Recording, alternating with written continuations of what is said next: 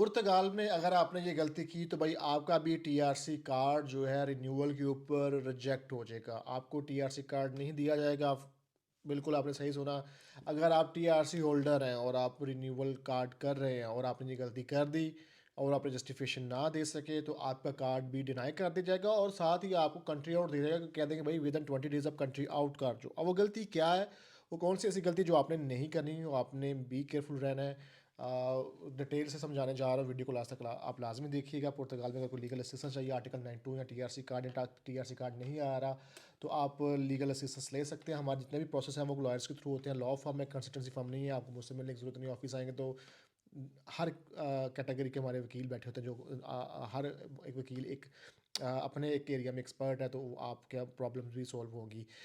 जैसे हमारी success stories हैं, इंस्टाग्राम पे जाकर टिकटॉक पे जाकर देख सकते हैं। सबसे ज़्यादा अलहमदिल्ला हमारे कार्ड रिसीव हो रहे हैं क्योंकि हमारी लॉ फर्म है, एजेंट नहीं है। लॉयर्स के पास जाएंगे तो मामला आपके सॉल्व होंगे। अच्छा, अब रिन्यूअल की जो प्रॉब्लम आज लोगों को फेस करना पड़ी, लोगों के टीआरसी कार्ड रिजेक्ट हो रहे हैं और उनको कंट्री आउट मिल रहे हैं, वो किस वजह से मिल रहे हैं। पुर्तगाल के अंदर जब आप आते हैं तो पुर्तगाल में जो डॉक्यूमेंट्स की लिस्ट होती है जब आप इमिग्रेशन में जाते हैं, उसमें एक मेन चीज़ होती है कि आपकी फाइनेंशियल कंडीशंस क्या हैं, जो कि डिस्क्राइब की गई हैं इमिग्रेशन की तरफ से कि अगर आप पुर्तगाल का टीआरसी कार्ड लेना चाहिए तो आपकी फाइनेंशियल कंडीशंस ये होनी चाहिए आपके पास। तो ऑफ कोर्स जब फर्स्ट टीआरसी लेते थे उस टाइम भी वही होनी चाहिए, जब रीन्यूअल करते हैं तब भी वो होनी चाहिए आपके पास वो जो कंडीशंस हैं। अब वो कंडीशंस क्या हैं? वो कंडीशन ये है कि आपके पास वैलिड जॉब कॉन्ट्रैक्ट होना चाहिए, आप सेल्फ एम्प्लॉयड होने चाहिए। यानी कोई ना कोई काम कर रहे हो आप और उसका आप एक इनकम जनरेट करें जो कि पुर्तगाल की मिनिमम सैलरी के इक्वल आप अर्न कर रहे हैं। अब मिनिमम मिनिमम जो है वो अब 2025 की बात करें तो वो 870 यूरो थी आपकी मिनिमम सैलरी। इतनी होनी चाहिए थी अर्निंग अगर आप अपना कोई इमिग्रेशन प्रोसेस कर रहे हैं, टीआरसी ले रहे हैं या रिन्यू करवा रहे हैं। अब 2026 आ गया, 2026 में सैलरी इंक्रीज़ हो गई है तो वो 920 यूरो मिनिमम सैलरी हो गई है। अब यहाँ पे लोगों ने, बहुत से लोग हैं जो कि हाफ कॉन्ट्रैक्ट के ऊपर काम कर रहे थे, बहुत से लोग हैं जो कि as a self employed food delivery काम करते हैं और वो 500-600 की रसीबो विरदे बनाते हैं टैक्स बचाने के लिए। बेसिकली टैक्स क्योंकि पड़ता है, उनको वैट पड़ता है, वैट बहुत ज़्यादा होता है तो वो अपनी इनकम कम डिक्लेयर कर रहे होते हैं। अब उन्होंने अब रिन्यूअल जब रिक्वेस्ट डाली रिन्यूअल के ऊपर, अब पहले तो पुर्तगाल में ये था कि लोग पहले कार्ड लेते थे, कार्ड लेके दूसरी कंट्री में चले जाते, काम करते रहते थे और वहाँ पे जाके 1.5 साल वैसे रहे। लास्ट वाले 6 महीने में कॉन्ट्रैक्ट लगाया, टैक्स पे किए और गेम चला ली। अब वो भी गेम क्लोज हो गई है। तो अब सीन ये है कि लोगों का ख्याल था कि जो पहले सिस्टम था वही चलता रहेगा, अब सख्ती बहुत ज़्यादा एक्सट्रीम लेवल पे कर दी है। अब वो चेक करना शुरू कर दिया, उन्होंने टैक्स भी चेक करना शुरू कर दिए और आपके वो ये फाइनेंशियल कंडीशंस भी चेक करना शुरू कर दिए। तो जिन्होंने अपनी अब रिन्यूअल के ऊपर जिन्होंने अपनी हाफ सैलरीज लगाई थी, हाफ कॉन्ट्रैक्ट लगाए थे या आरसी विरदे कम लगाई थी, जिनकी मिनिमम जो सैलरी के मुताबिक स्लिप्स नहीं थी, उन सबको आ गए हैं फालते। फालते दे रहे हैं, फालते दे के साथ साथ ही उनको दे रहे हैं रिजेक्शन कि आपकी फ़ाइल हम रिजेक्ट कर रहे हैं कि आप जो कंडीशंस हैं रेजिडेंस कार्ड लेने की उसको क्राइटेरिया को पूरा नहीं कर पा रहे।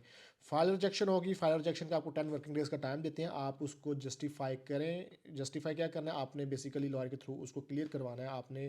ऑफ कोर्स अगर आप प्रीवियस अब आपने अपनी दे दी हुई है सैलरी स्लिप्स, वहाँ पे प्रीवियस डेट पे गड़बड़ करेंगे तो ज़ाहिर है वो भी तो बच्चे नहीं है, तो उनको पता चल जाएगा कि आपने फिर ये अंडर टेबल काम करवाया और मामला किए हैं।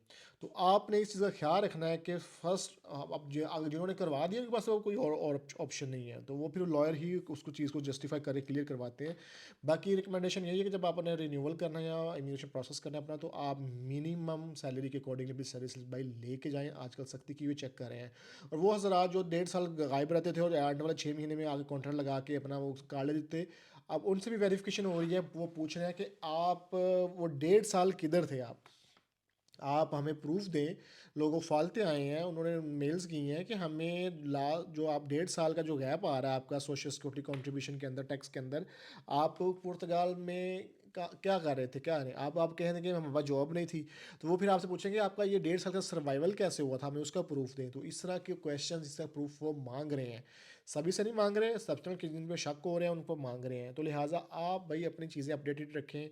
अब वो सिस्टम ये है कि 2 साल का कार्ड लिया तो बाकी हम 1.5 साल बाहर जाकर इंजॉय करें, 3-3 4-4 हज़ार यूरो बाहर जाकर कमाएं और एंड पे आके यहाँ पे कार्ड ले जाइए। अब वो चीज़ें क्लोज होने जा रही हैं, बहुत सख्ती कर दी है। एक चीज़ चेक की जा रही है, मोस्टली उन लोगों को प्रॉब्लम आ रही है जो कंट्रियों से बाहर बैठे हुए लोग हैं, ठीक है।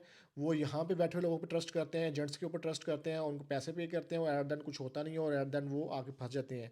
ब्लैक लिस्ट कंपनियों के अंदर भी जो कॉन्ट्रैक्ट लगा रहे हैं, जैसे एग्रीकल्चर का चल रहा था मामला, अभी भी एग्रीकल्चर का मामला, मैं फिर बार-बार बता रहा हूँ, पुर्तगाल में सख्तियाँ डे बाय डे होती जा रही हैं और आपको छोटी-सी गलती के ऊपर वो फाइल रिजेक्ट करते साथ ही कंट्री आउट दे रहे हैं। चाहे आपके पास कार्ड था या नहीं था, वो पिछले रिकॉर्ड को इन्होंने कहना जी अभी आपने गलती की है, फारिग हो आप हमारी तरफ से, हमारी कंट्री आउट कर दो।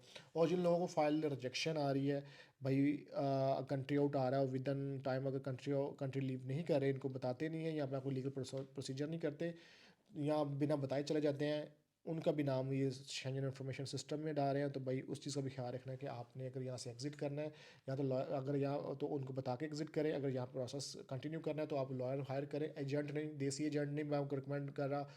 पुर्तगीज़ वकील या इमिग्रेशन लॉयर जो कि आप इस केस को हैंडल करे और ताकि आपका नाम शेंजन इंफॉर्मेशन सिस्टम में ना आए। तो ये थी जी आज की अपडेट। अगर आपने अपना रिन्यूअल करवाना है तो आपने अपने मिनिमम सैलरी के अकॉर्डिंगली अपनी सैलरी स्लिप्स वहाँ पे अपलोड करनी है, फिर ही आपका कार्ड रिन्यू होगा, वरना आपका 6-7 महीने ज़ाया होने के बाद फाल्ट आएगा और फिर फाल्ट भी आपको क्लियर करवाना पड़ेगा और फिर काफ़ी सारी जस्टिफिकेशन आपको देनी पड़ेंगी।